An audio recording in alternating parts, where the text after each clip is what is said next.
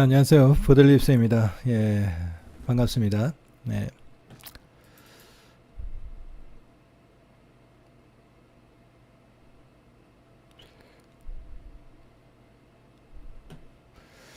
제가 오늘 다룰 내용은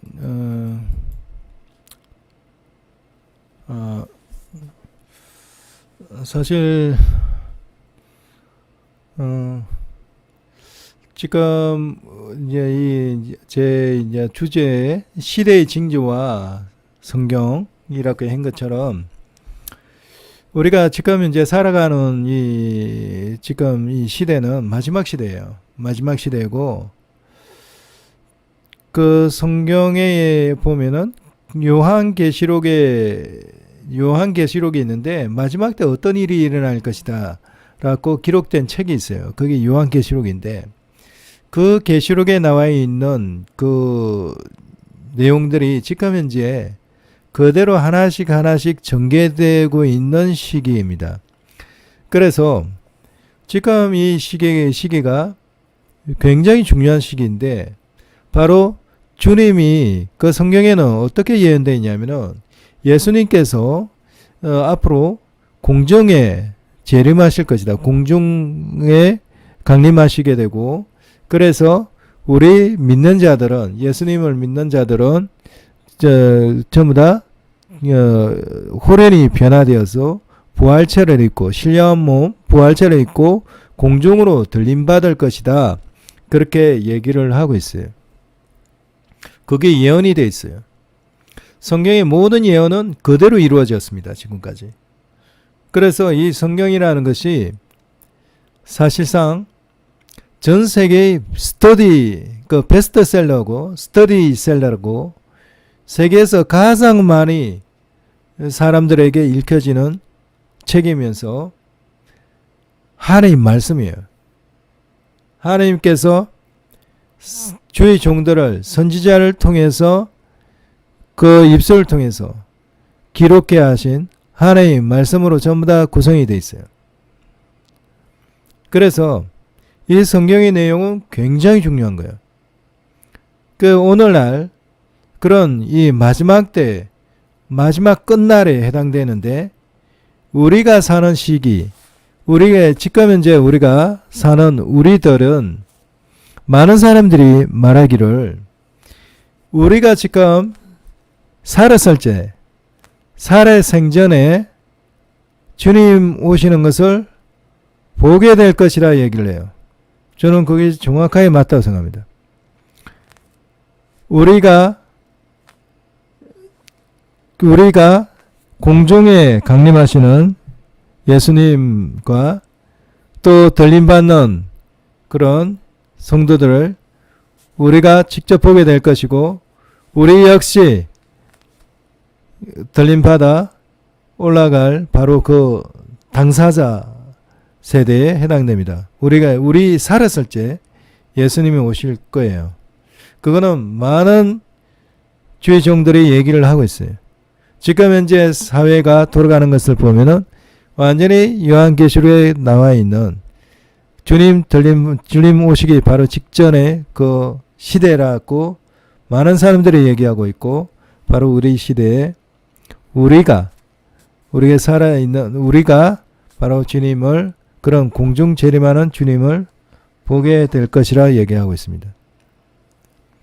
저는 그것이 틀림없는 내용이라 생각하고, 그것이 그대로 성경 그대로 한 치 오차도 없이 그대로 이루어질 것이라 생각합니다.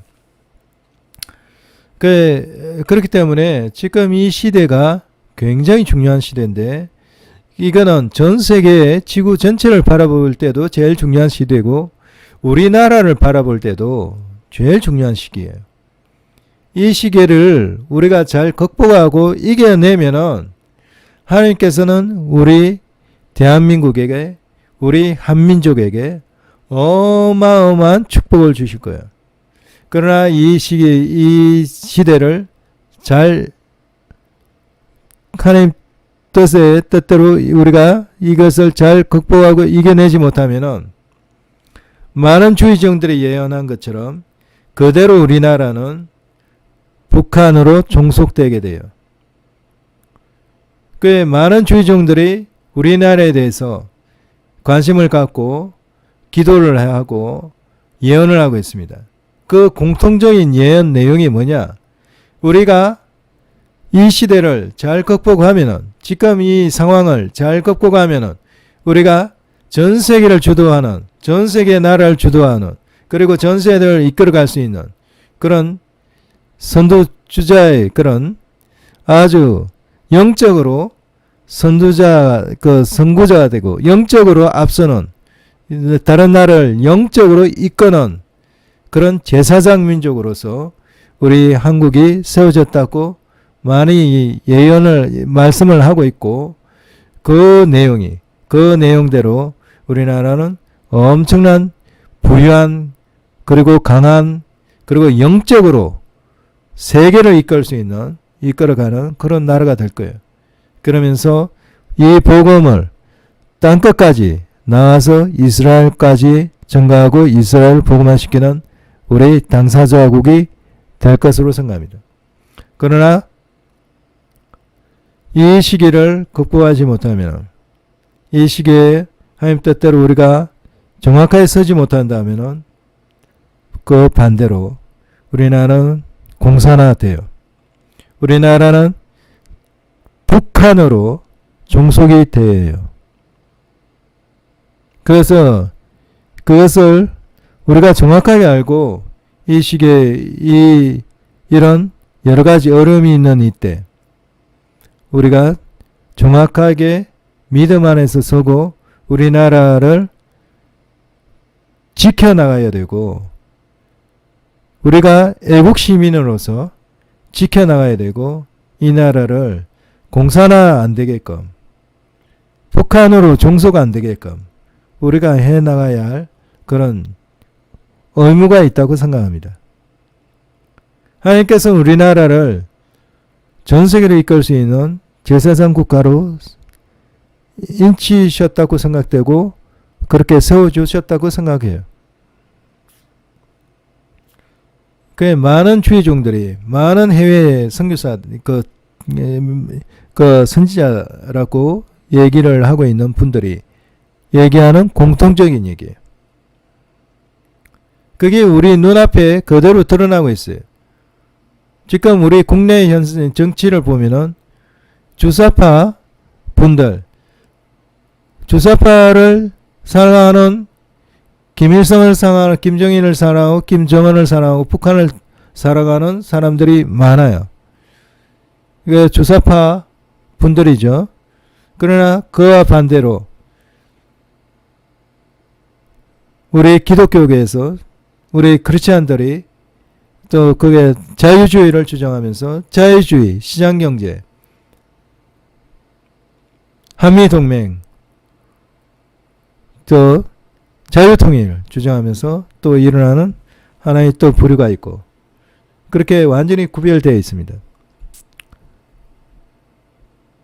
그렇기 때문에 우리는 그런 상황 속에서 우리가 정확하게 하나님께서 우리 대한민국을 향한 그 뜻을 정확하게 알고 우리가 나가야 돼요. 우리가 하나님 말씀대로 우리가 순종해 나가면 하나님께서는 우리에게 어마어마한 축복을 주시기로 약속을 하셨어요. 그 하신 것이 너무나 감사하게도 성경에 그대로 기록되어 있어요. 특히 어느 성경에 기록되어 있냐? 이사야서에 기록되어 있고 스가랴서에 기록되어 있고 그 외에 여러 성경에 기록되어 있어요. 성경의 가장 대표적인 것은 이사야서하고 스가랴서예요. 그게 기록되어 있어요. 성경에 우리 대한민국에 대해서 대한민국으로 표현하지 않고 동방이라고 적혀 있어요. 특히 이사야서에. 그 기록되어 있는 동방이라는 나라가 바로 우리 대한민국을 가리키는 겁니다. 우리 대한민국은 옛날부터 동방예의주교, 동방군자지구, 그렇게 불려왔던 나라예요. 그 동방이라는 단어가 이사야서에 굉장히 많이 기록되어 있어요.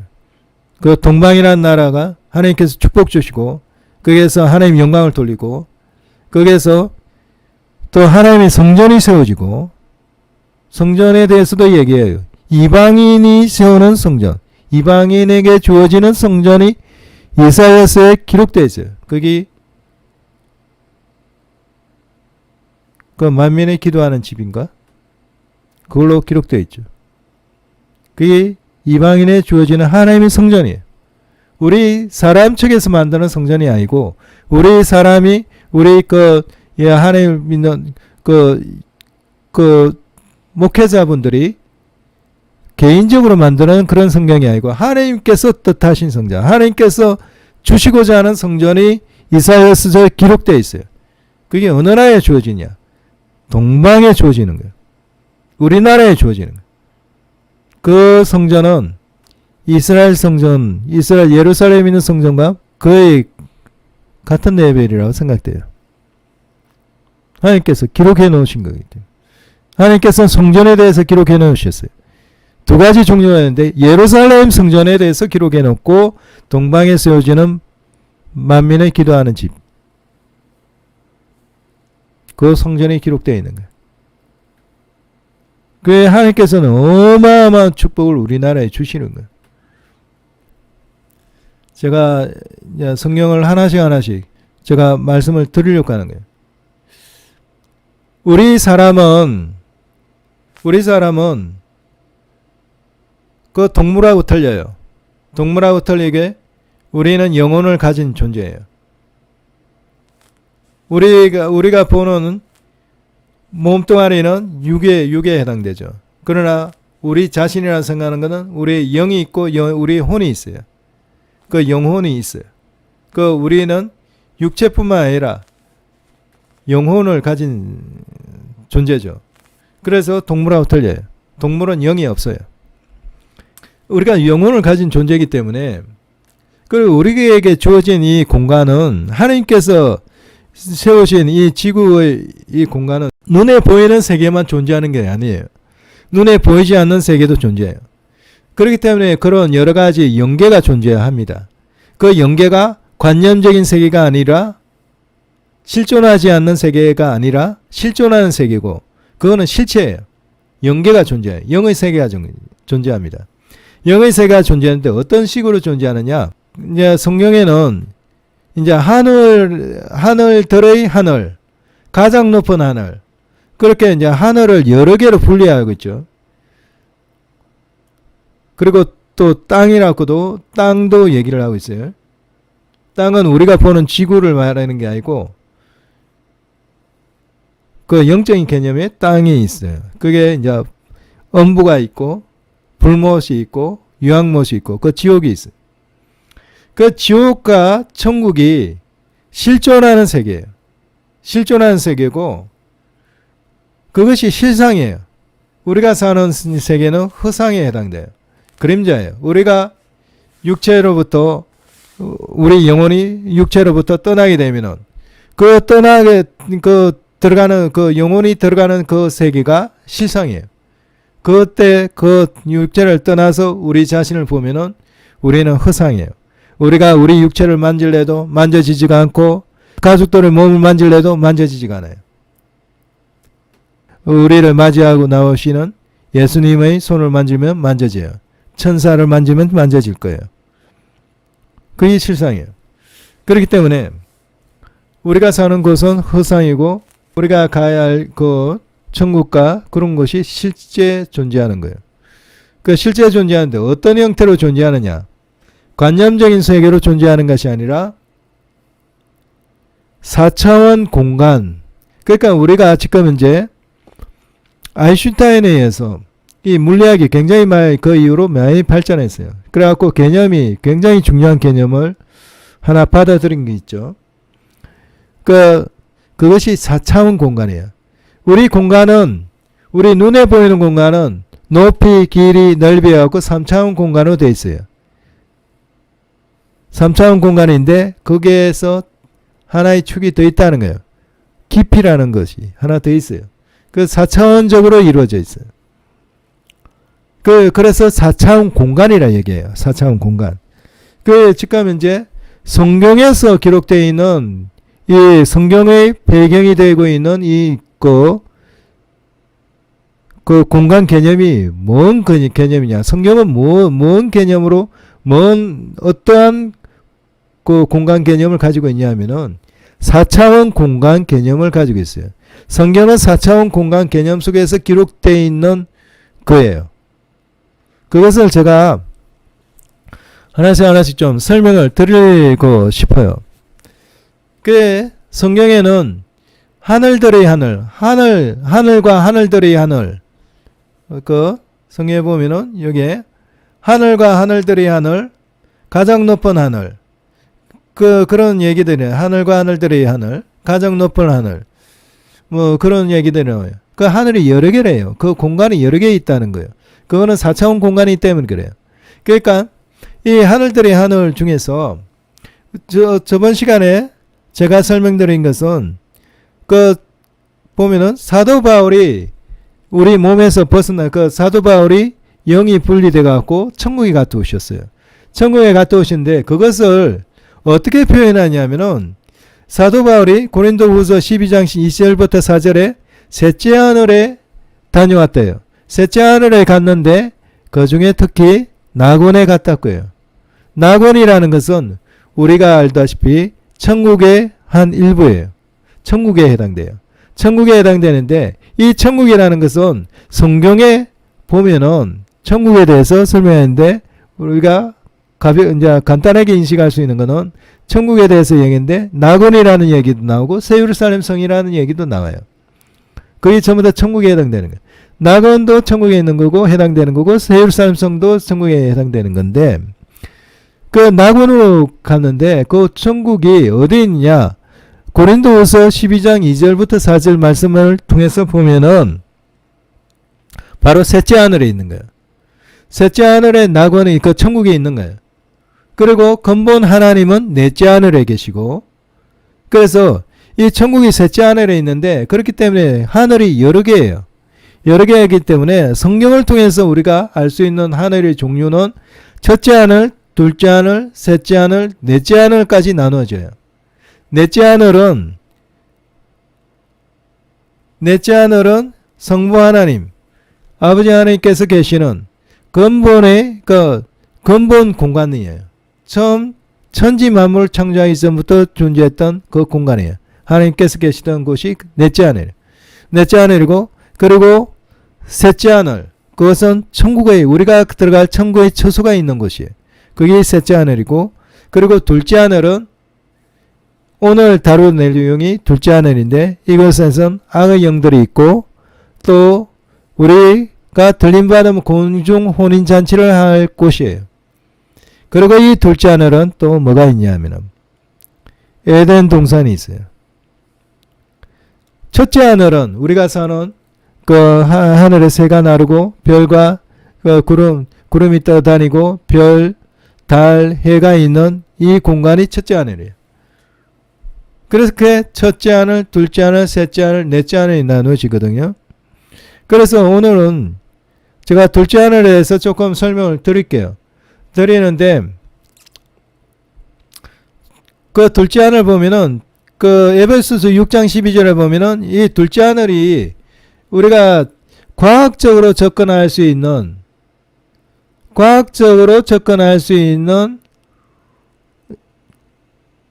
그 범위가 되지 않나 생각이 들어요. 둘째 하늘까지.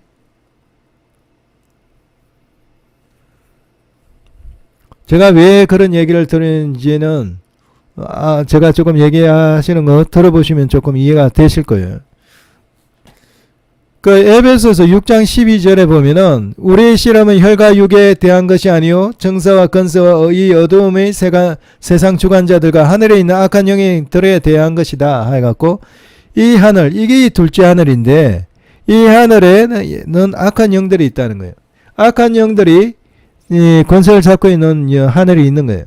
그것이 둘째 하늘이에요. 요한계시록 12장 7절에서 8절을 보면은 이번 하늘에 정쟁이 있으니 이 하늘이라는 게 둘째 하늘이에요. 이 둘째 하늘에 전쟁이 있으니 미가엘과 그의 사자들이 용과 더불어 싸울 때 용과 그의 사자들 싸우나 이기지 못하여 다시 하늘에서 저 있을 것을 얻지 못한지니라. 이거 이제 하늘에서 저 있을 것을 다시라는 말이 나오잖아요. 옛날에는 이 미가엘 그 용과 그 루시퍼 용 그런 타락한 천사들 원래 타락하기 전에는 그 하나님하고 같이 있었어요. 하나님 같이 있었는데 그 보좌 근처에서. 그러나 타락하고 나서 쫓겨났죠. 쫓겨난 것이 둘째 하늘 같아요. 그 셋째 하늘에 있다가 쫓겨난 것 같아요.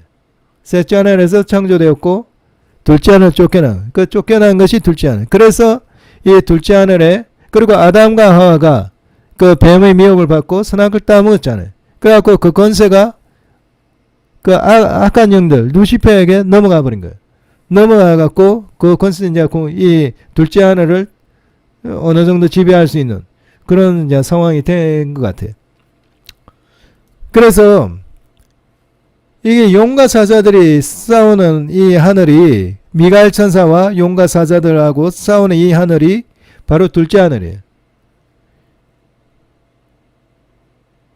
근데 이 둘째 하늘에서도 나중에 쫓겨나는 거죠. 쫓겨나갖고 첫째 하늘 우리가 사는 지구까지 내려와요. 거의 7년 8년 중간점에서 내려오는 것 같아요.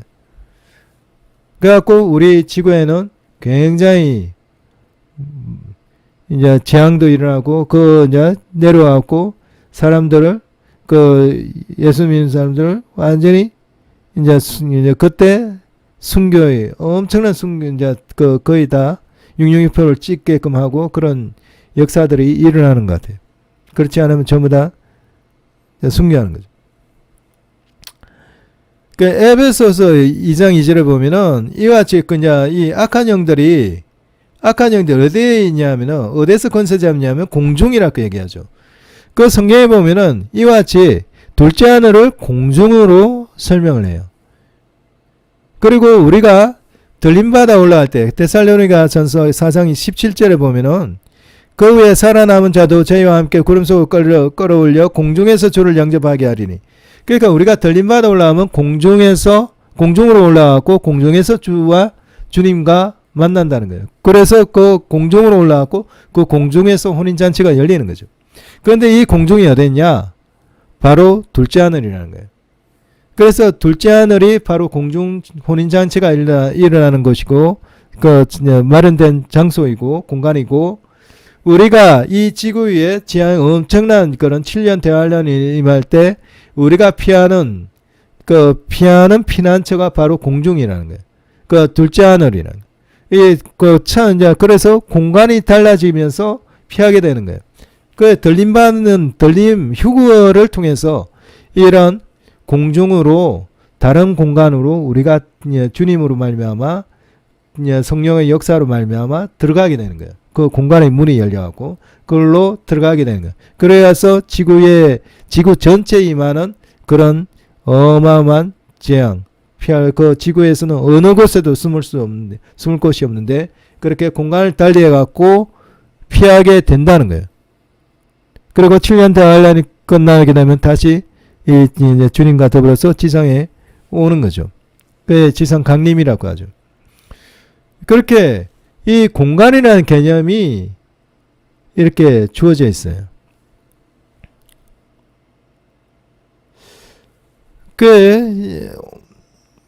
어제까지 이제 저번 시간까지 이제 제가 그걸 설명을 드렸는데 오늘 그래서 조금 진도를 더 나가 볼게요. 나가 보는데 그 다니엘서 10장 11절부터 14절에 보면은 내게 이르되 은총을 크게 받은 사람 다니엘아 내가 내게 이르는 말을 깨닫고 일어서라.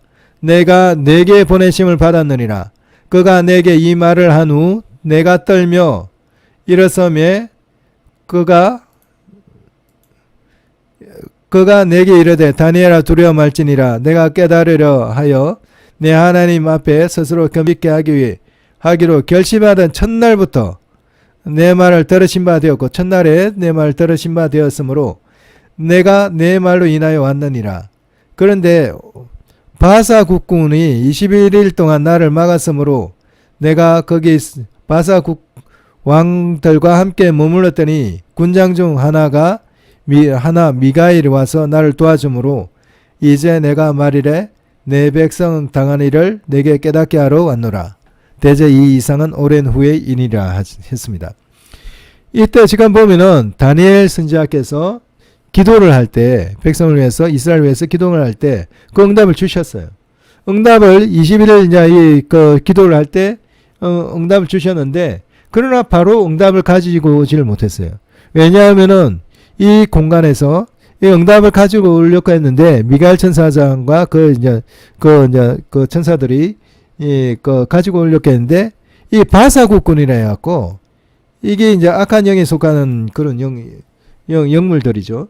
이들이 와서 이제 미가엘 천사가 응답을 갖고 오지 못하게 막았다는 거예요. 그래갖고 그들과 싸우는 싸움이 있었다는 거예요.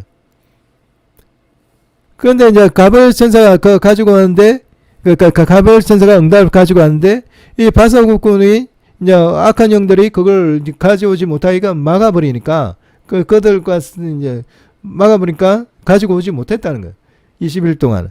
그런데 이제 미가엘 천사가 와갖고, 그걸 이제 그들을 물리치고, 그런 싸움에서 승리함으로 말미암아 응답을 다니엘 선지자에 가지고 왔다는 거거든요. 그러니까 이 응답을 받는 데 있어서 이 이제 하나님께서 응답을 가져오는 것과 있고 악한 영들이 방해하는 것이 있는 거예요. 그 방해하는 그 싸움, 그런 영적인 싸움, 그런 실질 그런 싸움이 일어나는 공간이 있다는 거예요. 이것이 어디냐면은 둘째 하늘에. 바로 이 전쟁, 보면은, 이게 일종의 미가엘 천사장과 바사 국군, 이 악한 영들하고 싸우는 싸움이 일어났다는 거거든요. 싸움이 일어났는데, 거기 보면은, 요한계시록을 보면은 하늘에 전쟁이 있다 했잖아요. 이 전쟁이, 이 둘째 하늘에는 이런 전쟁이, 전쟁이 있는 거예요. 그래서 이 둘째 하늘이라는 게 존재하는데, 이 성경의 둘째 아래에 나오는 거예요. 오늘 설명드릴 것은 에덴 동산하고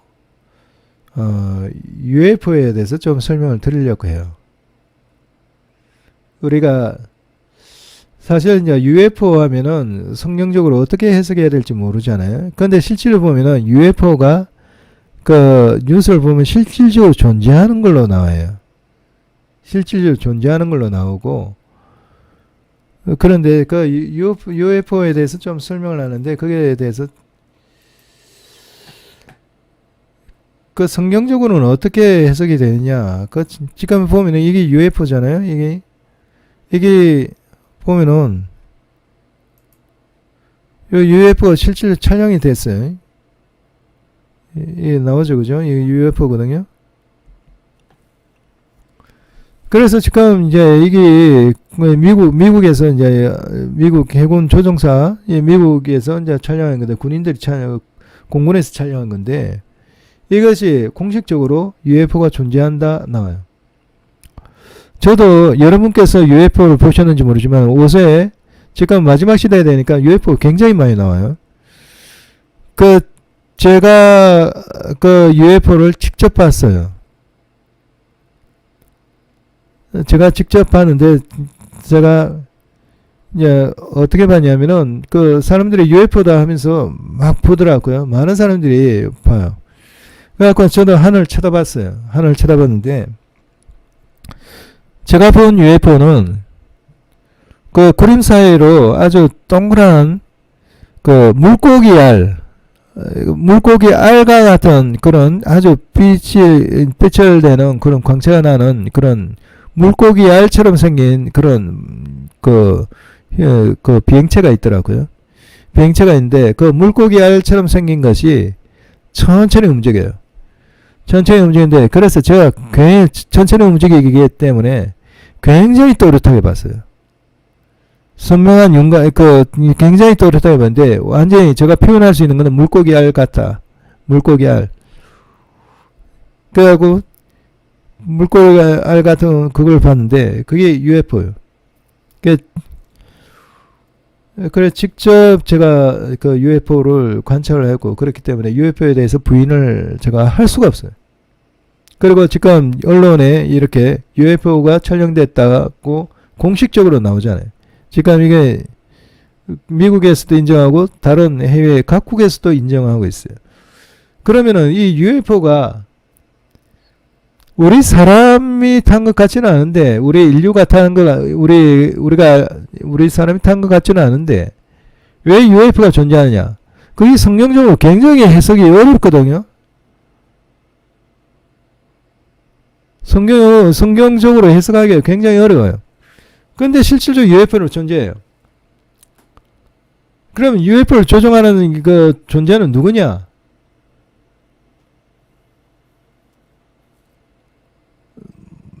그게 굉장히 어려워요.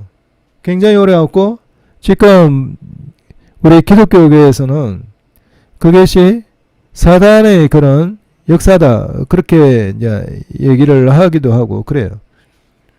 근데 실제로 보면은 그게 영체가 아니에요.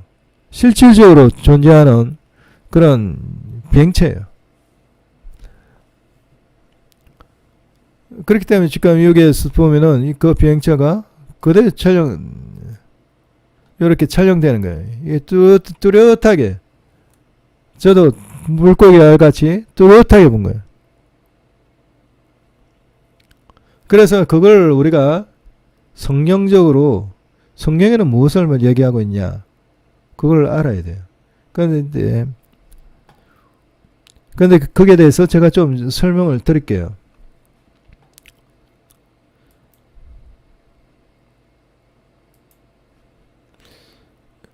이제 그 에덴 동산이 있어요. 에덴 동산인데, 이 에덴 동산은 지금 에덴 동산이 우리가 이 지구 위에서 에덴 동산을 찾으려고 굉장히 노력을 많이 하고 있거든요.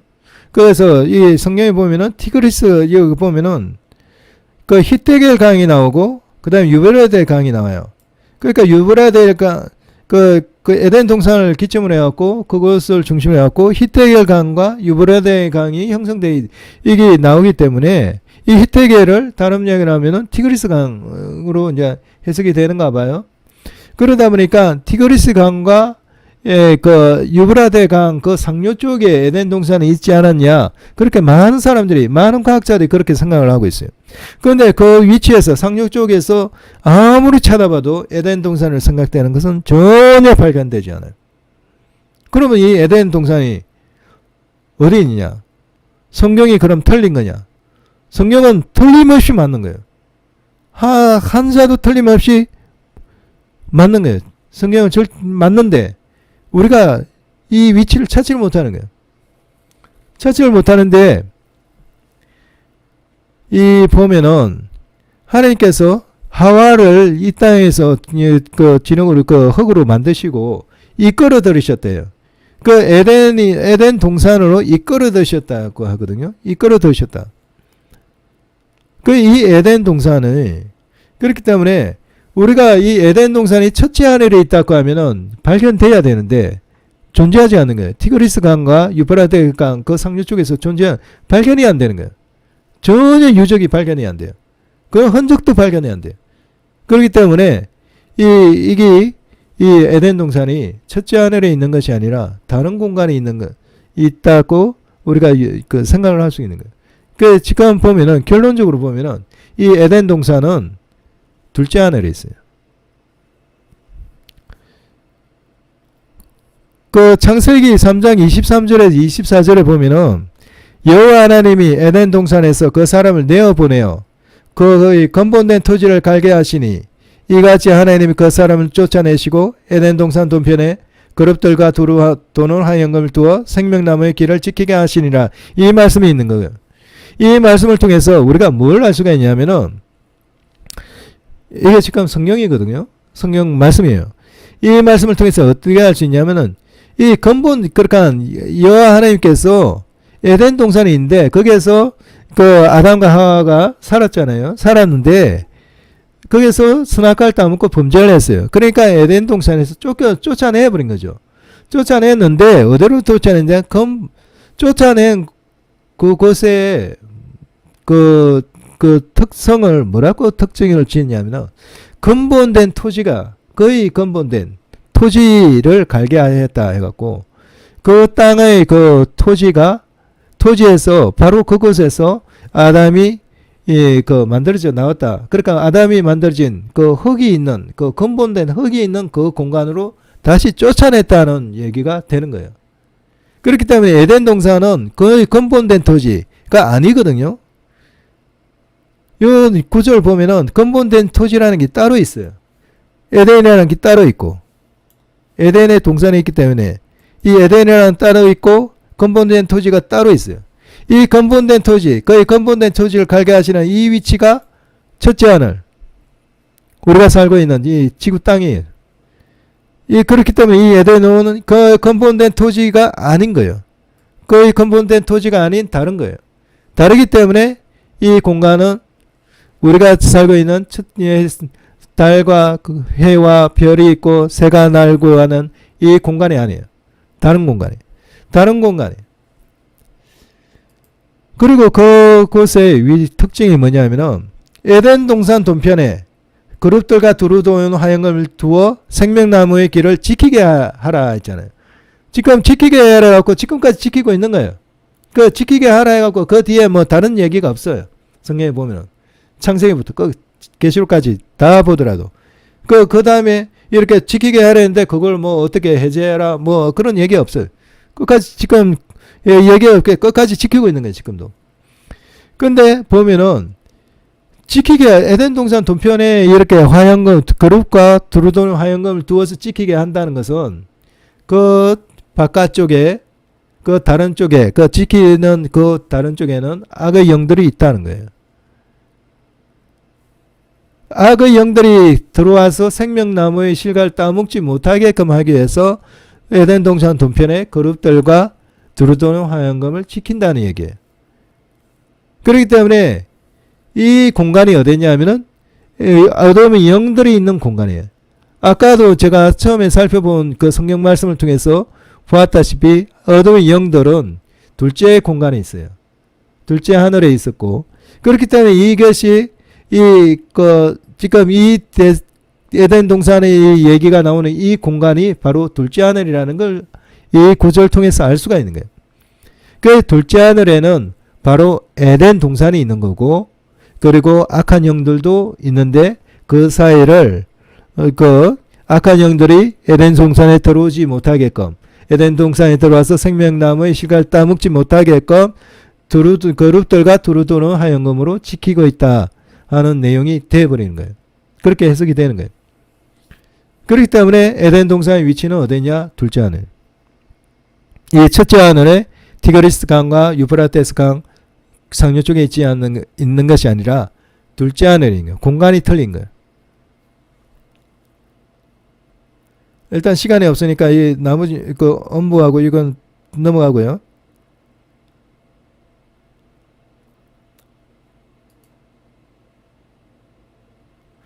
그런데 보면은 창세기 3장 16절에 보면은 어떤 얘기가 나오냐면은 또 여자에게 이르시되 내가 내게 잉태하는 고통을 크게 다하리니 내가 수고하고 자식을 낳을 것이며 너는 남편을 사모하고 남편은 너를 다스릴 것이니라 하시고 했어요.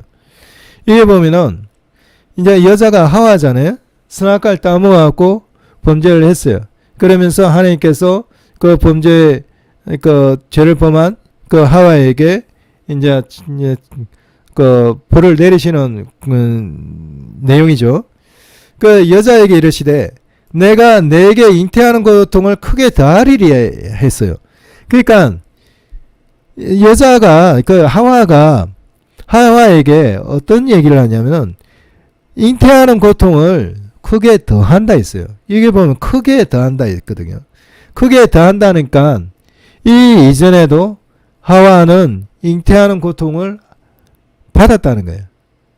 받았는데 선악과를 먹은 이후로 그 고통에다가 더 크게 고통을 더하겠다는 하나님의 말씀이에요. 그렇기 때문에 이 하와가 아담과 하와가 선악과를 먹기 전에도 서로 이제 자식을 낳고 잉태하고 했다는 얘기가 이 구절에서 알 수가 있는 거예요. 그렇기 때문에 이 둘째 아들 에덴 동산에서는 하와와 아담이 살았는데 그 살면서 이제 자식을 낳고 번성해냈기 때문에 많은 자식을 낳은 거예요. 많은 자식을 낳았고 그래서 에덴 동산에 이제 많은 그 아담의 후예가 존재하고 그 자라고 그게는 죄가 없기 때문에 이제 죽지 않잖아요. 그 영혼 이제 계속 이제 살고 있는 거예요. 살게 되고 많은 수의 그런 그 사람 그 아담의 후예가 있는 거예요. 후손들이. 그런데 그렇기 때문에 그 아기를 이제 그 아담과 하와가 잉태를 해갖고 그때부터 이미 잉태의 고통은 조금씩 있었고 그래갖고 이제 자녀를 낳고 계속 그렇게 해왔던 거죠. 그렇기 때문에 그 내용이 바로 여기에 함축되어 있어요. 내게 잉태하는 고통을 크게 더하리라. 그거는 옛날에 잉태한 고통이 하와에게 있었다는 거예요. 그거는 하와를 통해서 자녀를 낳았다는 얘기거든. 그러니까 에덴 동산에 쫓겨나기 전에 그곳에는 결국 이 말씀을 통해서 뭘 알 수 있냐면은 에덴 동산에서 쫓겨나기 전에 그곳에서는 아담의 후예가 있다는 거예요. 아담의 후손이. 그 아담의 후손은 우리와 다른 후손이에요. 우리 사람은 아담이 이 지구 위로 그러니까 둘째 하늘에서 그 에덴 동산에서 쫓겨나고 다시 근본된 토지 즉 지구 위로 다시 쫓겨난 이후에 그래서 아담과 하와 사이에서 이제 잉태하고 그 자녀로 생기면서 가인과 아벨 낳고 셈 낳고 여러 이제 그렇게 하면서 인류가 펴져나간 그 후손이에요. 우리는 그 후손이고 에덴 동산에는 이 구절을 통해서 보면은 에덴 동산에는 그 타락하기 전에 아담과 하와가 선악과 먹기 전에 이미 자녀들이 있고 그 후손들이 이미 번성해 있다는 거예요. 그리고 지금도 번성하고 있는 거고. 그렇기 때문에 이 공간이 지금 이제 우리가 사는 공간은 성경에서 말하는 공간은 우리가 보는 이 공간만 있는 것이 아니랄 거예요. 이 우리만 보는 이 첫째 하늘만 있는 것이 아니라 둘째 하늘도 있다는 거예요. 그 둘째 하늘. 그러니까 아담이 그 하와가 그 둘째 하늘에서 이제 그 자녀를 생산하고 자녀를 낳을 때는 그 자녀 역시 육을 가지고 있는 자녀예요. 그대로 쫓겨나왔고 이 땅 위에서도 육을 가진 우리를 낳았기 때문에 그 둘째 하늘도 육을 가지고 있는 자녀를 낳는 거예요. 그러나 그거는 이거 죄가 없기 때문에 이제 사망이라는 거 없는 거죠. 그 세계는. 그런 공간이 달린 둘째 하늘에 그런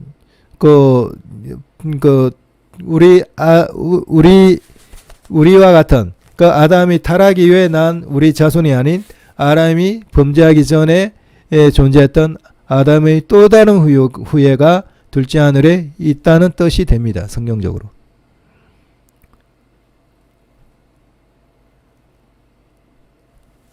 그래서 그 아담의 또 다른 후예가 그러니까 범죄 전에 나왔던 나왔던 그 아담의 또 다른 후예가 우리 지금 지구 위로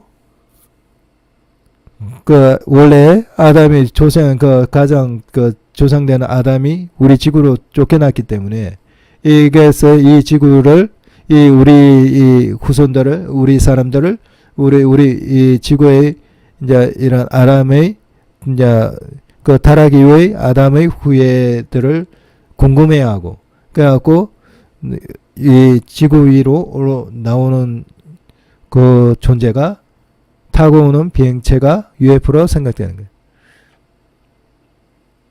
그게 저는 성경적으로 맞다고 생각해요. 그게 성경적으로 해석되는 UFO에 대한 해석이에요. 그래서 UFO라는 것이 성경적인 관점에서도 외계인을 대두하는 것이 아니라 그거는 외계인이 아니에요. 아담이 또 다른 후예요. 아담이 타락하기 전의 후예요. 그렇게 해석이 돼요. 그렇기 때문에 성경 말씀이 하나님께서 또 다른 피조물을 만들었냐? 그리고 그게 뭐 그래갖고 뭐 예수님의 구원의 그 범위가 어디까지냐? 뭐 그 이상하게 나가지 않게 되는 거예요. 성경 말씀이 딱 맞는 거예요. 맞게 되는 거예요. 완전히 일치하고. 그것이 그런 관점에서 보면은 이 UFO 타고 오는 그런 분들이 공간이 틀리거든요. 공간이 틀리기 때문에 그 보면은 어떤 이제 그 정원들 보면은 그 UFO를 타고 오신 분들이 그 건발에다가 사람이 아주 매끈하고 굉장히 멋있는 그런 사람이고 그리고 딱 제복 같은 옷을 입고 그래갖고 나왔더라고 이제 그런 것을 보았다고 정언을 하잖아요. 그게 그 정언을 하거든요. 그것이 실질적으로 이제 그런 분들이 왜 우리 사람하고 같은 모습을 가지냐 하면은 그 분들이 아담이 또 다른 후예이기 때문에 그래요.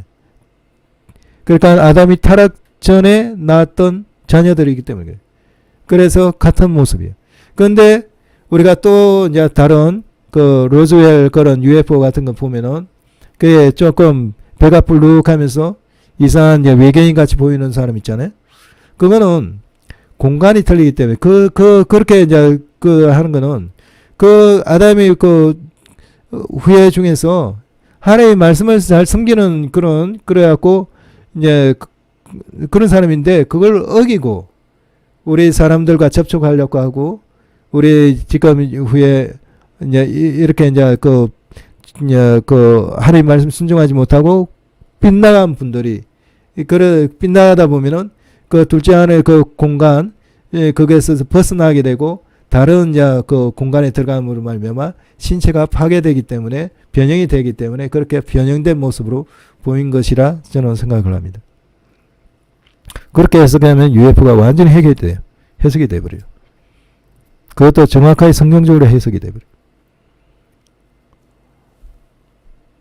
그래서 성경에서 말하는 그런 개념은 그것은 또 다른 공간, 그러니까 4차원 공간적인 개념으로 설명이 되어 있습니다.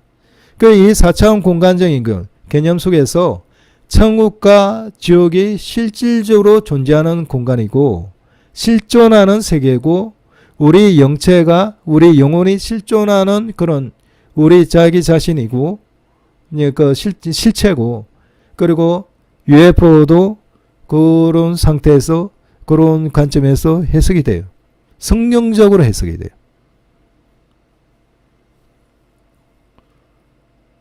그래서 지금 이제 UFO가 과학적으로 많이 발견이 돼요. 그게 인정이 되고 있어요.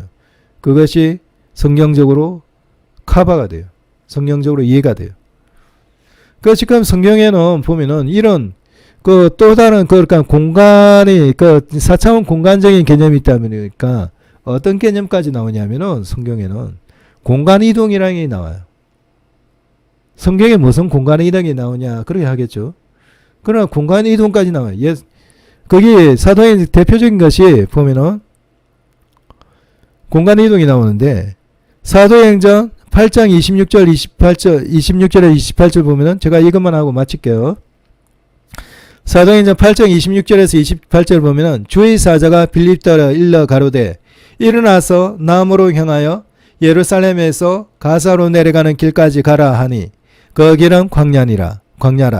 일어나 가서 보니 에디오피아 사람 곧 에디오피아 여왕 간다게의 모든 국고를 맡은 큰 권세가 있는 내시가 예배하러 예루살렘에 왔다가 돌아가는데 병거를 타고 선지자 이사야의 글을 읽더라. 우리가 많이 아는 내용이에요. 그리고 사도행전 8장 39절에 40절에 보면 둘이 물에서 올라갈새 주의 영이 빌립을 이끌어 간지라. 내시는 호련히 길을 가므로 그를 다시 보지 못하니라. 빌립은 아소도에 나타나 여러 성을 지나다니며 복음을 전하고 가이사랴에 이르니라. 이 말씀이 있어요. 이 말씀인데 지금 이 사도행전 이 8장 39절 이게 39절 40절 여기 나와 있는 이 주의 영이라는 건 성령을 말해요. 성령께서 빌립을 이끌어간지라 했거든요. 이끌어간지라. 이게 원래 어디에 있냐면은 어디서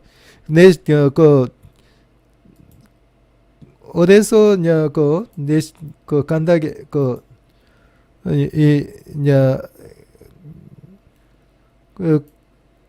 에도피아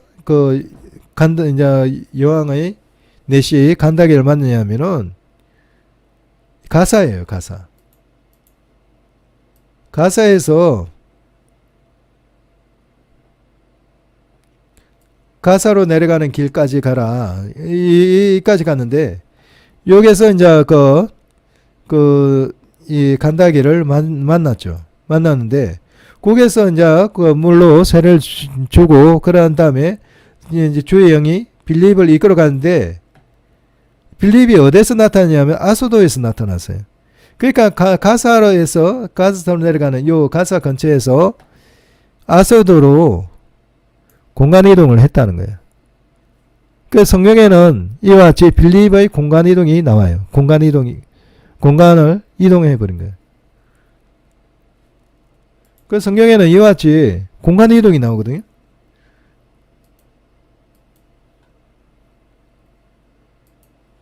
보면은 지금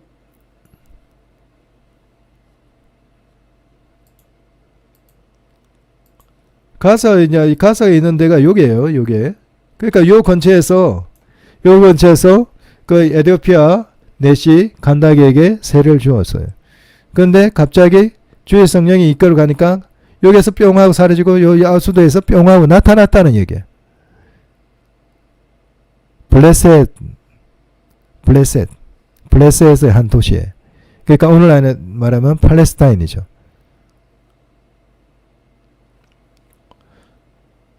예.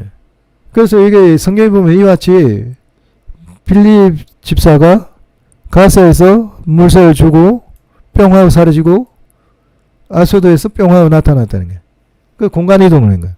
이 공간 이동은 여기에만 나타나는 게 아니에요.